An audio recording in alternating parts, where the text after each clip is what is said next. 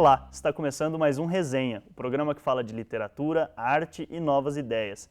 Hoje nós recebemos nos nossos estúdios a professora Marlise. Professora, seja bem-vinda. Muito obrigada. Professora Marlise Vaz Bride é professora aqui no nosso programa de pós-graduação em letras e ela tem estudado, além de outras coisas dentro da literatura, essa questão do gênero. E para a gente começar o nosso bate-papo, professora, em 2011 foi lançado o livro Retorno, da Dulce Maria Cardoso, que fala um pouco sobre os portugueses que voltaram a Portugal depois das guerras coloniais, e é uma autora mulher, uma autoria feminina. Como é que é essa história desse livro? Por que ele ganhou aí uma certa repercussão? Olha, o tema dos retornados não é um tema novo, é um tema que foi sendo inserido na literatura portuguesa desde o momento em que houve a Revolução dos Cravos, em 1974, 25 de abril de 1974. E a Dulce Maria Cardoso é uma escritora que começou a escrever, né, nos anos 2000. Ela já, portanto, uma escritora muito recente, muito jovem, né? Ela agora tem 40 anos, ou 40 e poucos anos. Então, ela é uma escritora que vem escrevendo desde os 30 e poucos e produzindo alguns romances. E ela viveu em Angola, né, toda a sua infância e primeira adolescência, né? E ela retorna a Portugal depois da Revolução dos Cravos. E então ela teve essa experiência concreta e por isso mesmo ela decidiu contar um pouco essa experiência, mas obviamente descolando um pouco da sua própria experiência pessoal, embora inclua a sua experiência pessoal, colocando através de uma personagem masculina, né? Então um rapaz que volta a Portugal e todos os problemas que eles viveram quando eles, por exemplo, vão morar em hotéis oferecidos pela Revolução dos Cravos, né, pelo governo, mas em situação extremamente precária, né? Os que estavam morando em hotéis eram ainda privilegiados, porque muitos foram morar naquilo que era chamado, que aqui nós chamamos de favela, e lá chama bairros de lata, né? Então, esses bairros de lata, ou essas casas de lata, né, eram como casebres, nossos barracos das nossas favelas. Então, os portugueses que voltam, né, eles têm uma dificuldade muito grande de se inserir dentro da sociedade. Então, como isso estava sendo contado, de um modo geral, por pessoas que, de fato, não passaram por essa experiência, a Dulce Maria Cardoso decidiu-se, né, a contar essa experiência com mais, digamos assim, veracidade, né? Ela é uma testemunha dos fatos ali, Ela né? é uma testemunha. Mas o livro não é autobiográfico. Tem essa dimensão. Eu acho que todo livro, toda literatura tem alguma dimensão autobiográfica. Mas quando eu digo tem uma dimensão autobiográfica, no sentido de que nós, quando escrevemos alguma coisa, a gente escreve do nosso ponto de vista, ou seja, de como nós recebemos a história que nós pretendemos contar. Isso implica não em meramente uma cópia assim, de acontecimentos, isso aconteceu comigo, então eu escrevo, mas como é que eu recebi aquele mundo, né, que eu estou tentando reconstituir dentro da literatura, né? Então, nesse sentido, é autobiográfico. No outro sentido, não, porque não interessa muito o que ela viveu, mas como ela viu aquelas questões, né, Como que ela ela conta coloca também, dentro do né? romance. Isso. E pegando justamente essa questão de como ela viu as coisas, o fato dela ser mulher e ver os fatos e testemunhar e depois escrever, isso muda a escrita final, quer dizer, a obra final? É diferente pelo fato dela ser mulher ou é diferente por ela ser uma pessoa diferente, simplesmente? Olha, eu acho que sim, por ser uma pessoa diferente. Essa é uma questão muito complicada, né? Porque há as pessoas que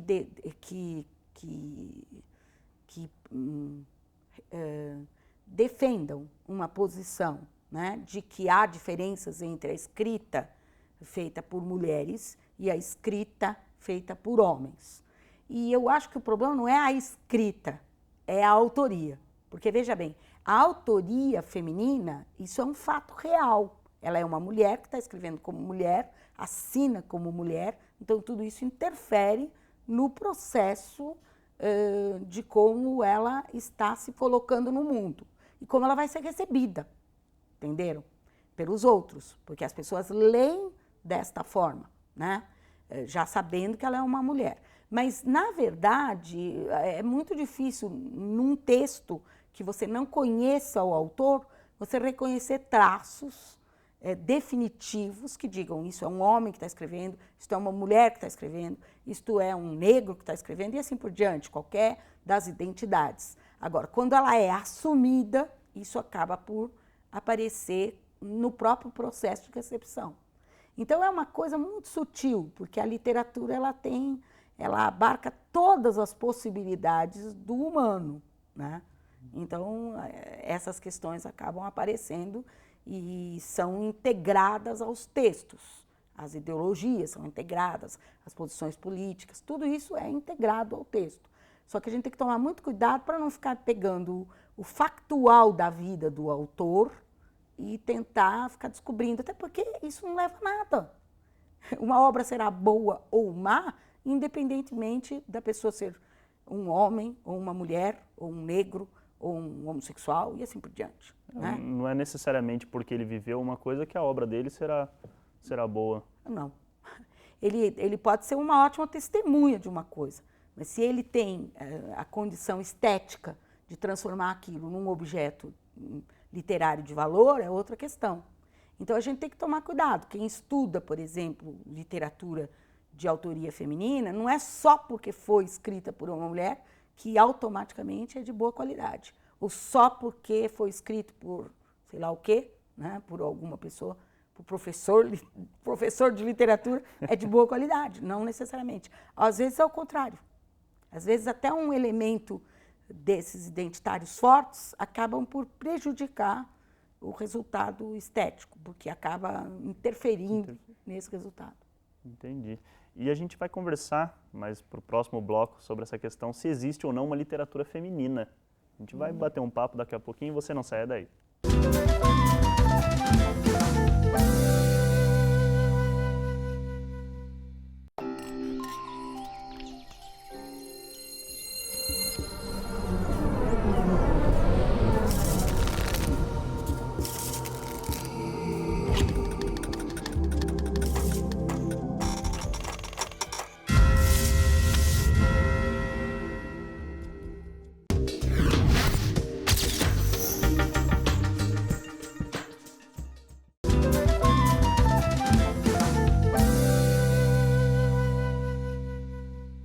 Estamos de volta com o Resenha. Hoje recebemos a professora Marlise. A gente comentou no bloco anterior, professora, um pouco sobre o livro O Retorno. E a gente entrou já no assunto de autoria feminina. A gente pode dizer que existe uma literatura feminina ou não é uma expressão verdadeira? Verdadeira, sim. Existe uma literatura feminina, inclusive, que fez muito sucesso durante muito tempo. O que quer dizer uma literatura feminina que fez esse grande sucesso? É uma literatura que era escrita para mulheres. Assim como existe uma literatura infantil, infanto-juvenil, existia uma literatura escrita para mulheres, porque as mulheres elas eram, assim como as crianças ou os jovens, vistas como pessoas que não tinham a capacidade de ler qualquer tipo de literatura. Então houve durante muito tempo uma literatura até chamada de cor-de-rosa, que era considerada uma literatura feminina. Assim como existe jornalismo para esse segmento, né? Hoje em dia, essas coisas estão muito mais mescladas, porque como é que as fronteiras entre essas coisas estão esboroadas, né? E que não isso é muito bom. E que não necessariamente eram escritas por mulheres. Não, muitas vezes eram escritas por homens e direcionadas para as mulheres, né? Então era uma literatura com intenções femininas. Há um caso até muito interessante, que é o caso da Clarice Lispector, que ela é extremamente irônica, né? Quando ela escrevia em suplementos femininos, ela era extremamente irônica. Só que se a gente for ler sem perceber a ironia dela, né, a gente lê de uma maneira um pouco, fala, meu Deus, como que ela pensava isso? Ela não pensava essas coisas, né, porque a sua obra, como um todo, demonstra que não era bem isto, né? Que ela tinha outras dimensões no seu pensamento e isso, portanto, participava dessa concepção. Então, a literatura feminina existe, assim como, e existiu, e existe, né? E cada vez existe menos essa separação, porque isso é reflexo da própria situação da sociedade. Quer dizer, eu me lembro da época que Playboy não era revista para mulher ler. Né? Hoje já nem existe mais a revista, assim, tal qual existiu, né? Ela parece que desapareceu, né? Então, a revista Playboy não era para mulher ler. Então, uma mulher não podia chegar na banca e pedir a revista Playboy, porque eu sou antiga, né? Então, esse tipo de situação existe, né? Na sociedade. À medida que a sociedade muda, também mudam essas manifestações literárias ou não, né? Que a sociedade abarca, né? Assim como também existe uma literatura feminista, que daí já é um outro segmento. Mas é diferente. Diferente. Entendi. Diferente. E se nós, a professora citou a Clarice Lispector, nós pensarmos aí talvez nos maiores nomes, autoras que nós temos na nossa literatura brasileira e literatura portuguesa, quem são os grandes expoentes ou as grandes expoentes dessa literatura? Eu acho muito difícil a gente dar um nome ou dois nomes. Eu acho assim absolutamente injusto isso, né? O que seria, por exemplo, a música popular se a gente escolhesse um único grande compositor ou um único grande intérprete e pensasse, ela seria uma mesmice, né? Então a literatura ela é feita de muitas vozes, né? Então, no caso da literatura brasileira, Clarice Lispector é um dos expoentes, mas isso não quer dizer que não existam inúmeras outras escritoras brasileiras de qualidade, né? E é a mesma coisa que falar, a literatura brasileira se resume ao Machado de Assis, ou então, se pegar nos dias atuais, pegar eleger um e dizer os outros não existem, isso é um absurdo. Quer dizer, é o conjunto da literatura que vai se desenvolvendo ao longo do tempo. Então, nós temos sempre grandes escritores, médios escritores e péssimos escritores. Mas esse conjunto como um todo e a qualidade do contato que há entre a literatura de vários segmentos é que produz a qualidade, o conjunto de uma obra. Então, no caso da brasileira, a Clarice Lispector é uma delas, mas a Cecília Meirelles, por exemplo, na poesia, né? E mais recentemente há muitas escritoras, há uma escritora de quem eu gosto muitíssimo, é contemporânea, né? E que também escreve dos anos 2000 para cá, como a Dulce, que se chama Adriana Lunardi. Ela é uma escritora excelente e que é pouco conhecida, ou não é pouco conhecida, mas ela é menos conhecida do que ela deveria ser. É uma grande escritora, ela escreveu um livro chamado Vésperas, que é um livro de contos, mas que tem um fio condutor entre eles, né? Entre os contos. A Adriana Lunardi, ela apanha momentos anteriores à morte de grandes escritoras mulheres. Que legal. Então, ela vai pegando o que essas escritoras teriam feito, ou o que outras pessoas em torno da morte delas teriam feito, e ela vai contando esses contos. É uma beleza o livro, é um primor, né? E ela tem outras obras. E se nós pensarmos na autoria feminina, mas também quando trabalha com narrador feminino e também com um eu lírico feminino, quando que existia ainda questões, não sei hoje, mas para trás, século XIX, XVIII, ou até muito antes disso, autoras mulheres, mas que escreviam com narradores masculinos, existia isso ainda? Em geral, a literatura tradicional, quando a gente está pensando em ficção, ela era escrita em terceira pessoa, né? Ela não era escrita em primeira pessoa. A primeira pessoa, ou seja, um narrador que se coloque como uma pessoa e, portanto, com sexo masculino ou feminino, isso é uma coisa mais recente, já do final do século XIX, começo do século XX, que isso começa a aparecer. Claro que há antecedentes, né? Sempre há. Se a gente falar qualquer coisa que a gente fale, tem antecedentes. Mas, quando a gente pensa... Então, as próprias mulheres, quando escreviam, elas escreviam como se elas fossem neutras, não tivessem nenhuma posição, da mesma maneira como escreviam os homens. E elas imitavam os homens, isso sobretudo no século XIX, né? Mas, algumas vezes, elas, para poderem publicar, elas adotavam um nome masculino. Porque senão elas não chegavam nem a conseguir publicar. Pelo simples fato de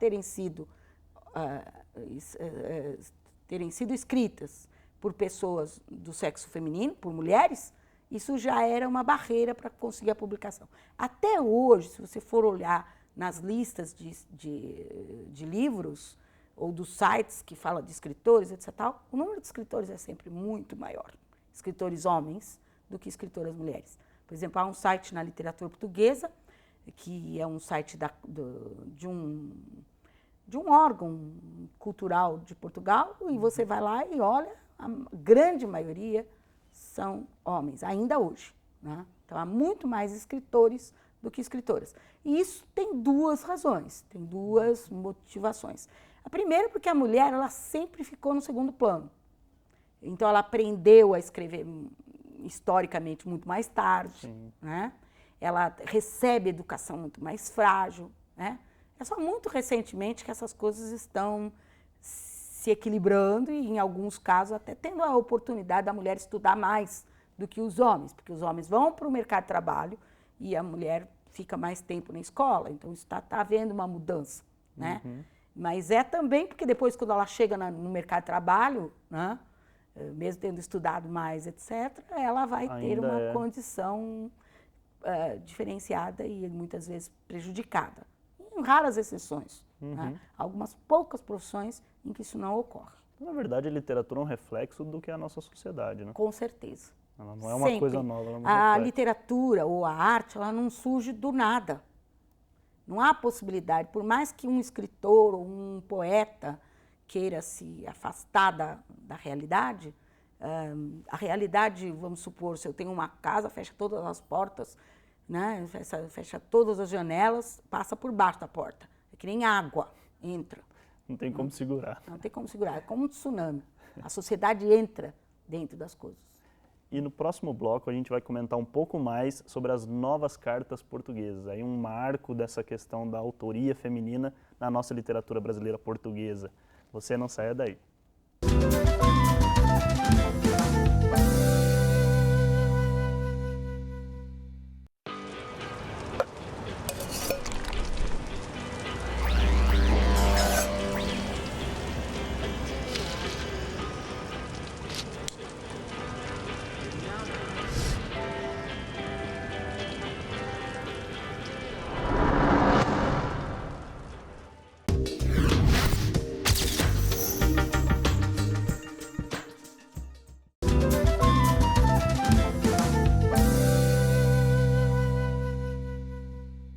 Estamos de volta com resenha, hoje conversando sobre literatura feminina, autoria feminina. Professor, a gente comentou no bloco anterior um pouco sobre o reflexo da sociedade na literatura. E nós temos um marco na literatura portuguesa, que são as novas cartas portuguesas, Maria Isabel Barreno, Maria Teresa Horta, Maria Velho da Costa, que, na verdade, a gente pode colocar como realmente uma diferenciação, o antes delas e depois delas. Por que é um marco esse livro? Bom, esse livro ele tem importância literária indubitável, mas tem também importância histórica.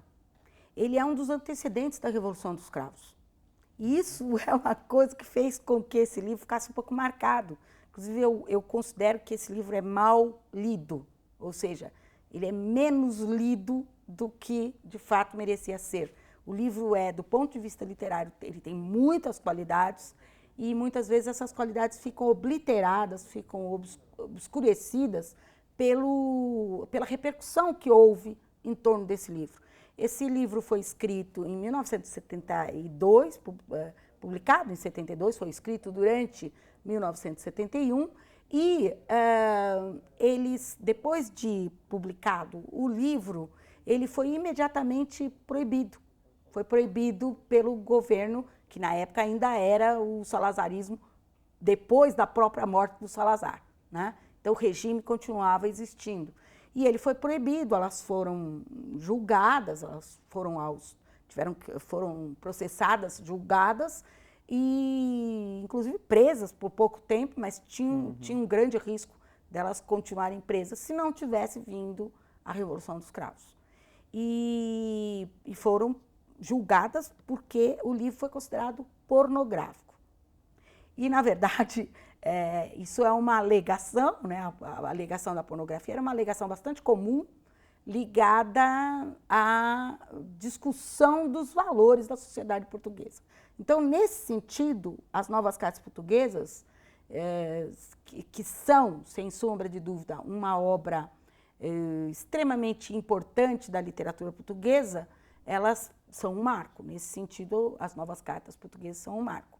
E eu não sei se você conhece esse fato, né? Ela foi escrita em conjunto pelas três, né? Não que elas tenham escrito, claro, cada texto em conjunto. Elas escreviam, cada texto é de uma autora, mas elas assumiram a autoria em conjunto. E ao assumir essa autoria conjunta, elas estavam tentando dar voz a essas mulheres milenarmente caladas dentro da sociedade, não só portuguesa, mas também, e sobretudo, no caso delas, da sociedade portuguesa. Então, elas tentavam dar voz a essas mulheres e, portanto, todos os temas centrais da sociedade portuguesa, eles são vistos dentro dessa obra da perspectiva das mulheres. Então, há todo tipo de mulher e todo tipo de relação social em que a mulher esteja no foco dessa situação. E por que elas deram o nome de novas cartas portuguesas? Quais eram as cartas antigas? Então, é porque elas dialogam com um fato importante da literatura, que são as cartas portuguesas da Soror Mariana de Alcoforado. Essa Soror Mariana de Alcoforado, ela era uma freira, né, como aparece no título Soror, ela era uma freira que vivia num convento e que o convento ele era diferente dos dias atuais, né? O convento era onde se depositavam as mulheres com vários tipos de problemas, né? Não tinha um casamento adequado, ia para o convento, era presa política, ia para o convento e assim por diante, né? Então, aparece isso, inclusive, na literatura, se a gente pensar, por exemplo, em Amor de Perdição, do Camilo Castelo Branco, quando ela não pode se casar com quem ela quer, o pai põe no convento. Então, esse tipo de situação acontecia. E a Soror Mariana de Alcoforado, ela se apaixona por um oficial francês, do exército napoleônico. E, com isso, o que acontece? Ela escreve, depois que ela é abandonada pelo seu oficial, né? Ela escreve cartas, 5 cartas, que são publicadas em francês na França, né? Essas 5 cartas da Soror Mariana de Alcoforado, portanto, elas existem como ponto de partida para um diálogo, né? não exclusivo, com ou seja, as escritoras estabelecem um diálogo não exclusivo com essas cartas portuguesas. Então, as cartas portuguesas ficaram muito, muito famosas, né, consideradas, e, ao mesmo tempo, essas cartas, elas mostravam, assim, uma situação um pouco escandalosa, e essa obra também vai ser muito escandalosa, né, dentro daquele contexto cultural do momento. E se nós pensarmos para frente, a gente discutiu aqui um pouco sobre essa questão da autoria feminina, e de que, historicamente, a mulher tem sido colocada em segundo plano, ou terceiro plano, quarto plano, mas sempre num estágio abaixo do homem, ela sempre foi alheia a esse mundo, principalmente do mundo da literatura e tal. Se nós olharmos para frente, há uma perspectiva de que isso mude? A gente pode pensar, bom, eu acho que daqui para frente cada vez mais mulheres escrevendo, assumindo a autoria feminina, assumindo uma narradora, enfim, nós temos uma perspectiva disso se igualar? Olha, eu acho que a questão não é se vai se igualar ou se não vai se igualar, que isso está havendo uma quantidade muito maior de escritoras mulheres, isso é inegável, isso vem acontecendo ao longo do tempo.